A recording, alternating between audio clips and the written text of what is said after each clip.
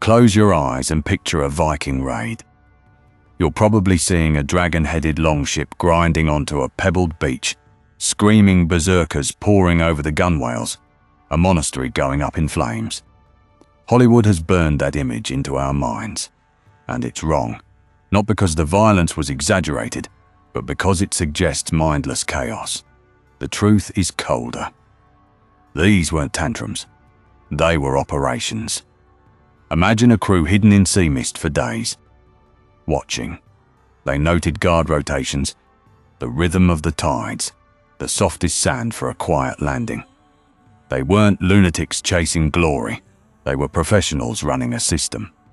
By the end of this video, you'll understand raiding the way the Vikings did as a calculated, high-stakes enterprise, a repeatable system built on ship mobility, seasonal timing, intelligence, and cold economics. A raiding economy that targeted portable wealth, slaves, and ransom with surgical precision. This wasn't a tantrum of the North. It was a business model that terrorized early medieval Europe for centuries. So why does that myth persist? The myth survives because most people picture the Viking raider as a mindless brute swinging an axe at a monastery gate. They don't picture the machine that put him there. And if you want to understand why the raids weren't random, you have to start with that machine. The Longship. But not the romanticized dragon-headed symbol on cheap t-shirts. I'm talking about the ship as a cold, practical delivery system. A piece of military hardware that broke every rule of early medieval warfare. The genius of the Longship wasn't its speed alone. It was its absurdly shallow draft. We're talking maybe a meter of water, sometimes less. That meant these crews could leave the open ocean and slip straight into rivers that larger vessels couldn't even approach. They glided miles inland, bypassing coastal watchtowers entirely. The hull was clinker-built, overlapping planks riveted together, letting the whole structure flex and twist through Atlantic swells rather than fight them. It rode the sea like a living thing. But the truly chilling feature was the symmetrical bow and stern, identical at both ends. Why does that matter? Because when you've just beached at dawn and a local militia suddenly appears on the ridge, you don't waste a single second turning the boat around.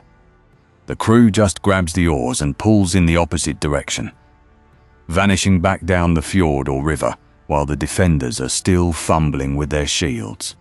No turning circle. No delay. That wasn't a design quirk.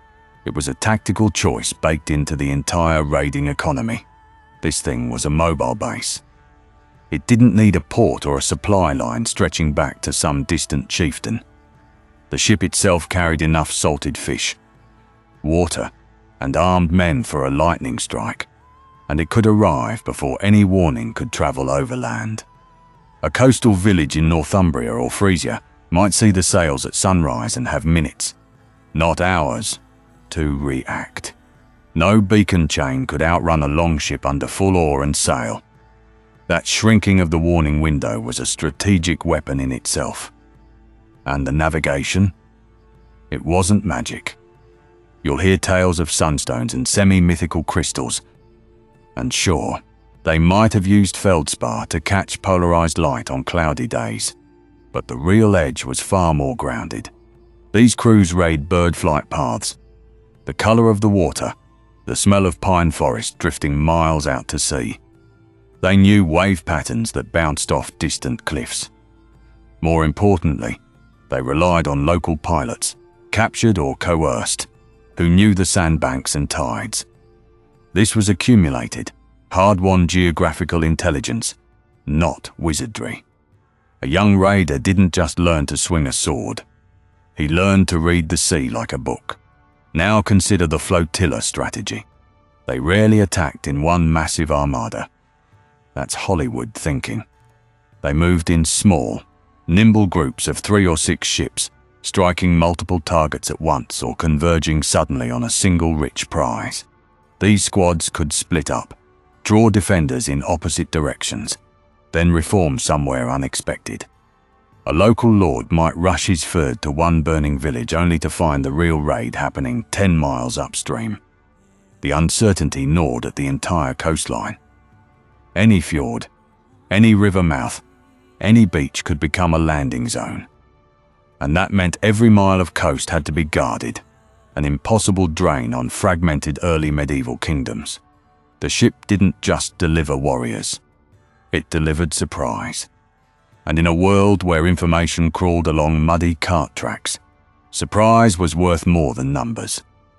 A crew of 30 men who hit a monastery before the abbot even knew there was a threat could seize more silver than an army of 300 that gave the enemy time to hide the treasure. That's the engine of the Viking system. It wasn't about fury. It was about arrival time. But arrival time wasn't just about how fast your longship cut through the water. It was about the world you were sailing into. And here's something most people don't realize. Viking raids almost never happened in winter. That wasn't because Norsemen couldn't handle the cold. They lived in Scandinavia for Odin's sake. The real reason was far more calculated, rooted in something as simple as soil. Think about the agricultural calendar. Early summer was the golden window. Fields had already been planted, so the back-breaking labor of sowing was done. But the brutal grind of harvest hadn't begun yet. That left a narrow gap where you suddenly had strong, capable men with nothing to do except pick up an axe and jump in a boat. It freed the very manpower a Viking crew depended on. Why raid in autumn when your farm needs you more than the sea? Now overlay that with what the North Atlantic was doing at the same time. Early summer brought calm seas and incredibly long daylight hours. You could navigate by the sun almost until midnight, meaning you weren't sailing blind into hostile shores. These crews rode prevailing winds eastward and southward, knowing exactly which weather windows allowed a fast, clean crossing. And they always turned for home before autumn's storms turned the North Sea into a churning death trap. That was generational knowledge, passed down from father to son, not something to gamble on. But here's where the strategic brilliance locks together. The same summer season that gave Vikings perfect sailing conditions also created the most vulnerable targets in early medieval Europe. Monasteries and trading towns were bursting in summer. Religious festivals drew pilgrims carrying portable wealth. Markets flooded with silver, silks, and slaves. All that ransom value loot was concentrated in one place, guarded by a skeleton crew of monks or merchants, because local levies were off farming their fields or fighting in some noble's summer campaign. Minimal defense, maximum profit. So the system was elegant in its cruelty. Hit when the sea is asleep and the target is awake with treasure. Hit when both are at their absolute weakest. It wasn't savagery that emptied those monastery vaults. It was a reading of nature and human routine so precise it borders on terrifying. Communication was transmitted exclusively through spoken language, relying on the fragile vessel of human memory. Oral tradition bound communities together through epic poems, chants, and ritual narratives. But it was inherently limited by the fallibility of recollection and the geographic constraints of face-to-face interaction. A story could survive only as long as its last teller remembered it, and any nuance lost in transmission was gone forever. The invention of writing shattered these boundaries, creating an external, durable medium for human thought. The earliest known script, cuneiform, emerged in Sumer around 3200 BCE, impressed into wet clay with a reed stylus. Those wedge-shaped marks initially served pragmatic ends, tracking agricultural yields, temple offerings, and commercial contracts. Yet even these mundane records represented a cognitive revolution. They allowed for the abstraction of speech into symbolic forms, decoupling information from the immediate presence of its originator. For the first time, a message could travel across distances and persist across generations without distortion. Hieroglyphs in Egypt similarly fused the sacred with the administrative. carved into the walls of tombs and temples. These pictorial signs were believed to possess magical power. To write a name was to grant it eternal life. Meanwhile, the complex scribal schools of both Mesopotamia and Egypt guarded their knowledge jealously, making literacy a tool of elite control. The true democratization of writing came centuries later through the radical simplification introduced by the Phoenician alphabet around 1050 BCE. By assigning symbols to individual consonant sounds rather than whole words or syllables, they reduced thousands of signs to just over 24. This portable, adaptable system was swiftly adopted and refined by the Greeks, who added vowels, thereby encoding the full nuance of spoken language and enabling the philosophical and dramatic masterworks of classical Athens. The Latin alphabet, derived from the Greek via the Etruscans, became the vehicle for Roman law, administration, and literature, spreading across an empire of millions and laying the foundations for many modern Western scripts. The material substrate of writing also evolved dramatically. Papyrus scrolls gave way to parchment codices, whose pages could be flipped and annotated, fostering a new culture of scholarship and cross-referencing in medieval monastic scriptoria. Then, in the mid-15th century, Johannes Gutenberg's movable type printing press combined oil-based ink with a screw mechanism adapted from wine presses to mass-produce text with unprecedented speed and accuracy. The Gutenberg Bible of 1455 was not merely a technological artifact, it was an intellectual detonator. The press broke the medieval monopoly of the church and guilds on knowledge, enabling the rapid dissemination of Renaissance humanism, the provocative theses of Martin Luther, and the empirical treatises that ignited the scientific revolution. Print created a reading public, standardized vernacular languages, and planted the seeds of modern nationalism. Information could now be replicated infinitely, ensuring that no single authority could entirely suppress a dangerous idea. In our own era, writing has undergone yet another metamorphosis. The digital hyperlink and the internet have transformed text from a linear stream into a networked tapestry, where any word can open into a galaxy of associated content. The act of writing has shifted from the careful inscription of permanent marks to the ephemeral, instantly editable flow of pixels. Yet the core miracle remains the same, the ability of a few symbols, arranged in sequence, to conjure entire worlds in the mind of a distant reader, resurrecting the voice of a writer who may have been dead for millennia. From the clay tablet to the cloud, the history of writing is the history of humanity's relentless drive to reach beyond the shores of the present and inscribe its soul onto forever. Speaking of reaching across vast distances, that's exactly what those iconic longships allowed the Norse to do, but not as mindless pirates. If understanding how these raids really worked is changing the way you see the Viking Age, hit like and subscribe to Just Vikings. Now, picture the coastal monasteries of early medieval Europe as undefended vaults of portable wealth. Now, you have to picture the coastal monasteries of early medieval Europe as undefended vaults of portable wealth. But here's the thing most people get wrong about these attacks. This was not an army trying to plant a flag. The goal in this phase of the Viking Age was almost never land. It was liquidity. Think about what portable wealth actually meant to a Norse crew. We're talking about gold and silver jewelry that could be bent, twisted, or snapped into hack silver for immediate trade. Glistening, gem-encrusted book covers ripped off illuminated manuscripts, bolts of silk, barrels of wine, anything that was light, precious, and could be carried at a dead sprint back to a beached longship. A crew didn't want to haul furniture across the North Sea.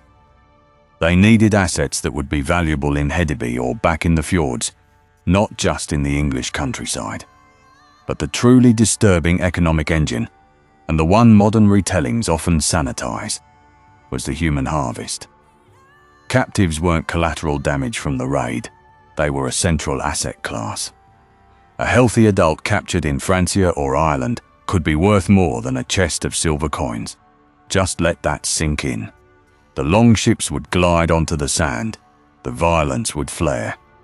And then came a quieter, more methodical process of chaining people together and walking them to the waterline. From there, they were transported to massive slave markets like Dublin, which was arguably the hub of the Viking slave trade for the west, or east to Hedby, plugged into networks that stretched all the way down the great rivers of Rus to the markets of the Abbasid Caliphate. The raid wasn't a random act of fury, it was a harvest. A systematic extraction of flesh and blood as coldly calculated as any agricultural cycle. And then there's a separate income stream a lot of people forget: ransom. High-status captives were not for the slave markets. Killing a wealthy bishop or a nobleman was terrible business, a waste of an extremely valuable resource. So the longship crews would hold them, sometimes for months, negotiating intensely with their communities. The demand was always silver. The absurd genius of this system is that it allowed the Vikings to profit twice from the same target. They would steal a jeweled altar cross from a monastery, and weeks later, sell the opportunity for that same terrified community to buy their own holy relic back. They stole people, then extracted a fee for their return. Violence was rarely the goal in itself. It was a precise, almost surgical tool used to acquire the startup capital they needed for the things that actually mattered back home. Land to marry, ships to build, and the status to never bow to a petty king. But the system couldn't function on strategy alone. It needed flesh and blood, men who would row into the unknown and swing an axe on a slippery deck. Here's where we shatter another myth. These crews were not chaotic warbands held together by mead and madness. They operated under clear, unwritten rules that aligned personal greed with group survival. Leadership wasn't inherited. An expedition didn't answer to a distant king. The men elected an experienced sea captain, whose authority lasted exactly as long as he delivered results. If the silver dried up or his decisions turned cowardly, they'd find someone else. That constant pressure filtered out the incompetent fast. Profit sharing was the glue. Before setting out, the crew agreed on exact shares of the plunder. It wasn't a free-for-all. Scouts who risked their necks inland got a bonus. Men who lost a hand or an eye in the fight received a larger cut, a brutal form of insurance. Even the ship's owner got a predetermined slice. This wasn't socialism, it was cold pragmatism. When every man knows the arithmetic of his own survival, he tends to watch his crewmates back. Mutinies did happen, but the system endured because it rewarded competence over birth. Then came the forward operating bases. Places like Noirmoutier off the Frankish coast or the Isle of Sheppey in Kent weren't yet invasion beachheads. They were winter camps where ships were hauled ashore, timbers replaced, and intelligence gathered around smoky fires. Vikings overwintered there, melting into the landscape, learning local dialects, and planning the next season's deeper strike. These camps turned seasonal raiding into a year-round enterprise, allowing earlier spring departures and strikes far inland where no one expected a longship silhouette. And this is where organization magnified fear. A crew that trusted its leader and believed it would get an honest cut of the silver was willing to take audacious risks. They'd sail up river estuaries nobody thought navigable. They'd hit a monastery in broad daylight because they'd scouted the guard rotations the day before. That reputation for coordinated aggression traveled faster than any longship. The next target didn't just hear the war horns. They'd already been defeated by the stories whispered about men who never left the loot behind and never bowed to a petty king. But that terrifying reputation was really just one tool in a far more sophisticated kit, and it served a purpose most people completely overlook: getting everyone back to the ship alive. A successful raid in the Viking world wasn't measured by how many monks you struck down. It was measured by how much portable wealth, silver, slaves, and ransom You carried back to the Longship without losing a third of your crew. Losing a dozen seasoned men meant the whole raiding economy stalled. You couldn't man the oars for the next strike, and the season would be over before it began. So, the retreat was never a panicked scramble. It was a calculated, pre-planned extraction. They obsessively scouted fallback positions, arranging beach rendezvous points invisible from inland roads. They beached their ships not on open sand, but hidden in tidal creeks, sliding under the tree line where a longship mast looked like a swaying shadow. If a local furred or mounted garrison showed up in real force, the Viking crews rarely got bogged down in a heroic pitched battle. That wasn't cowardice, it was cold risk management. Fighting farmers in the mud might win you a song, but it loses you your oarsmen.